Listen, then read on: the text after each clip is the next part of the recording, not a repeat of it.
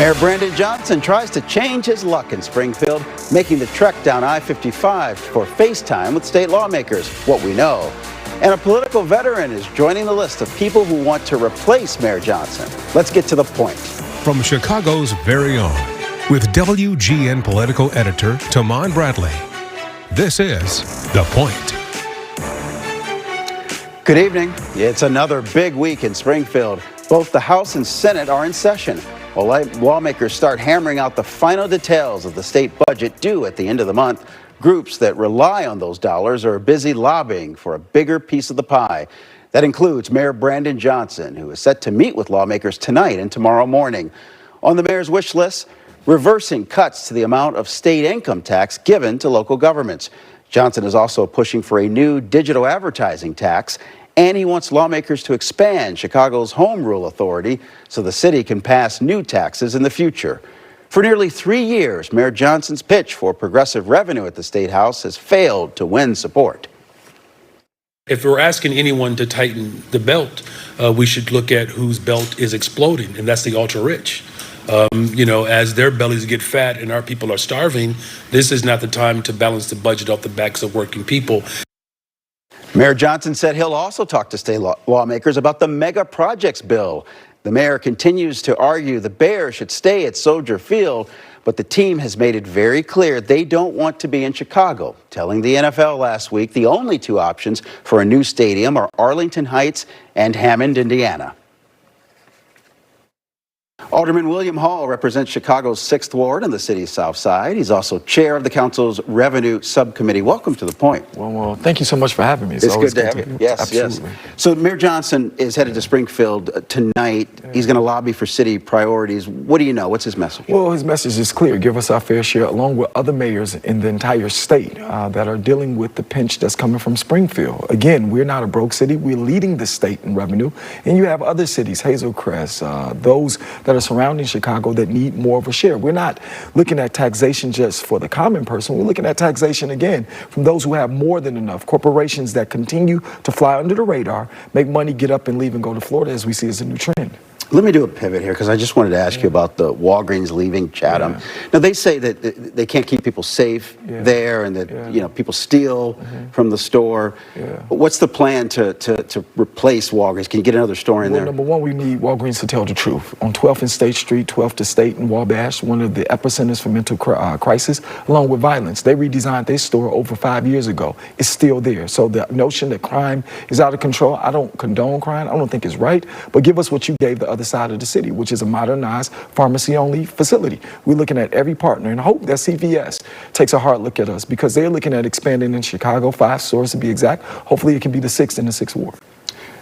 What can you do? I mean, there's a lot of people that, as you said, they need a Walgreens. They need to be able to get those supplies. Well, what we can do in the next 30 days is look at what we have. We have examples like 200 Pharmacy, small owned black pharmacy on Stony Island. We're the pharmacists in the city of Chicago. Maybe we need to look at a pharmacy owned by the city of Chicago. We talked about a grocery store owned by Chicago. So what we will do is figure out who's committed to helping those who have the skill sets, the degrees, and the capital. We have Liberty Bank, a black owned bank. Maybe this might be an opportunity to see investment. But 87th and Cottage Grove, the landowner, talked with him and his family. They're committed to working in partnership so that they can continue to be a bright spot in our ward. All right, let's talk about the teen trends, the teen takeovers. You talked to Meta officials. Absolutely. Are they going to partner with you? Yeah, we had good conversations, too, to be exact, in which we identified the fact that we have to do a better job with working together and communicating. That's fair. So Chicago Police, who's doing a great job, we're going to continue to establish those pipelines. That's one. Number two, executives did see the content that we see, and they agree that it is very insinuating to do violence.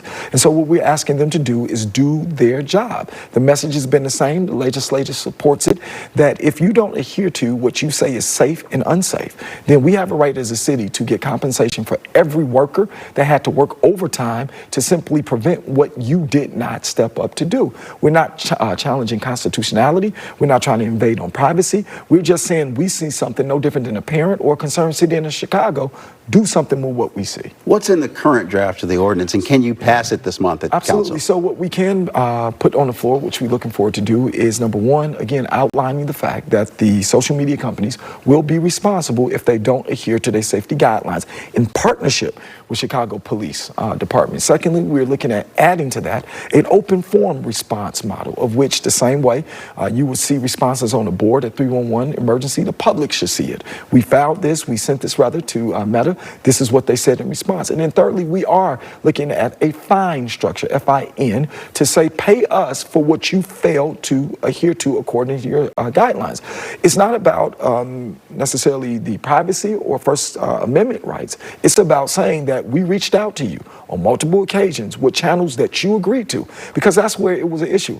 What's the best way to communicate with you? They said it's best if it's done this way, and we tested it. And literally 2 times over the last 2 weeks, we sent over things, they got it shot down. So it's clear that it is an apparatus to identify bad content, but when they ignore us, we will take them to court so that they can hear from us. All right, well, the weather is warming up, so I know there's a lot to be done to combat the teen trends. Absolutely. Alderman William Hall, thanks for coming in. Good Thank to you see for having me. All right, and we are back in 60 seconds.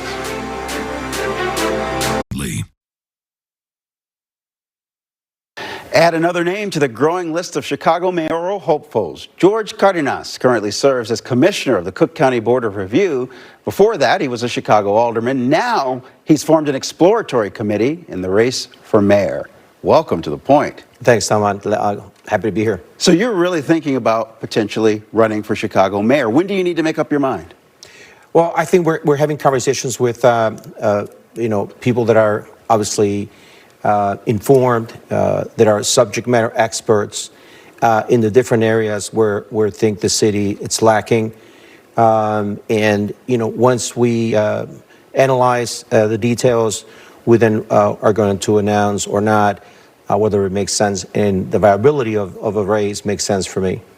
Now, the pundits are already weighing in because you have name ID. People know you. Correct. They're saying that this might elevate Mayor Brendan Johnson and Alexi Janulius at the expense of Susana Mendoza. And we should mention none of them have actually entered the race. I mean, I hope not. I think there should be a debate, a very strong debate about the trajectory of this city and its future, the vision, where we need to go, and analyze all the pieces, what's working and what's not working, and let's try to fix it. I want to add to the debate.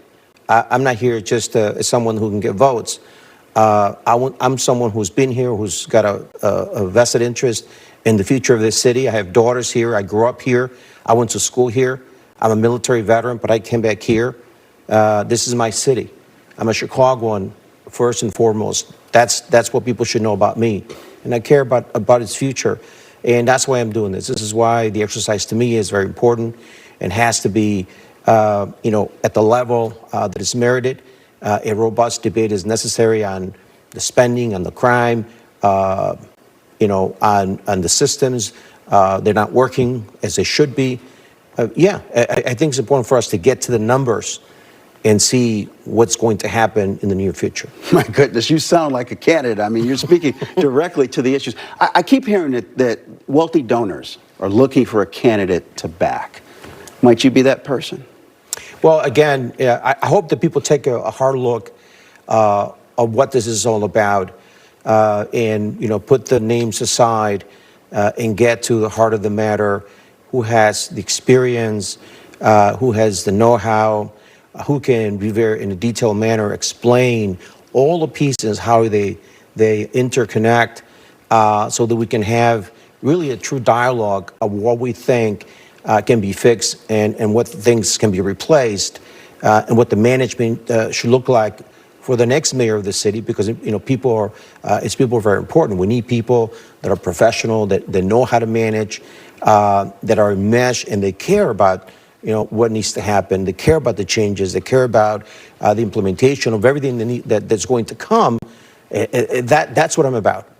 All right, and I've got about a minute left. It's a little tough to hit you with this, but I want to ask you, because you're on the Board of Review. Correct. And so, a lot of people are frustrated with property taxes, and they say that it's you guys at the Board of Review that help wealthy interests get their bill lessened at the expense of the regular property taxpayer.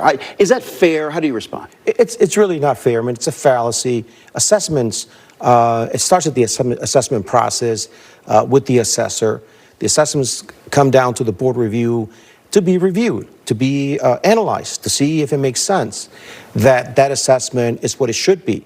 Now, everybody knows that downtown is not what it used to be, and a lot of big properties are downtown. So those properties have come down in value. One, there's high vacancy, office in particular. So those numbers, when they are analyzed at 1-to-1, when you bring the facts, when you bring the income and expenses, when you include cap rates and so forth, from a financial standpoint, they need to be included and further analyzed, you can come to the conclusion what that assessment value is going to be. And it isn't because we're capricious about it. It isn't because we're tilting the scales to anybody. It is just that's a fact. This is what's happening. So people got to consider all of that and then make their own judgment. And I think people did about what should be happening. And to be honest with taxpayers, the assessment is flawed. We need better data. We need better analytical tools to look at properties and make sure that they are in the system. There was a lot of omitted property that was not taxed. There was land values were off. And all of that comes into play when we decide what it should be. Lots to do, and I know you're running for re-election for that first. When you want to make up your mind about running for mayor, come back and see us, please. It'll be soon. Okay, George Cardenas. Thank you. Thank you.